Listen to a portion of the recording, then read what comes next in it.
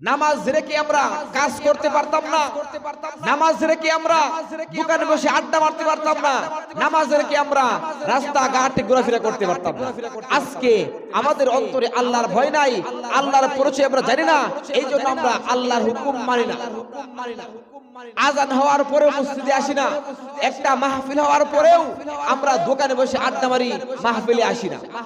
একমাত্র কারণ আমাদের অন্তরে আল্লাহর ভয় নাই, আমরা আল্লাহর পরিচয় জানি না। আল্লাহর পরিচয় না জানার কারণে আজকে আমরা আল্লাহকে ভয় করতে পারছি না। তো মুহতারাম হাজরিন, এই জন্য আমরা সকলেই আল্লাহকে ভয় করব। এমন কি এই মাহফিল গুলোর মধ্যে যেখানে মাহফিল হবে আমরা চেষ্টা করব এখানে শরীক হওয়ার জন্য। এই মাহফিলে শরীক হইলে আল্লাহ পাক আমাদের অন্তরে আল্লাহর ভয়, আল্লাহর পরিচয় কি আমরা জানতে পারবো। ঠিক কি না বলেন? তো মুহতারাম হাজরিন, যে কথাগুলো বললাম আল্লাহ পাক সবাইকে আমল করার তৌফিক দান করুক। সকলে বলেন আমিন। ওয়া আখিরু দাওয়ানা আনিল হামদুলিল্লাহি রাব্বিল আলামিন। আসসালামু আলাইকুম ওয়া রাহমাতুল্লাহি ওয়া বারাকাতুহু।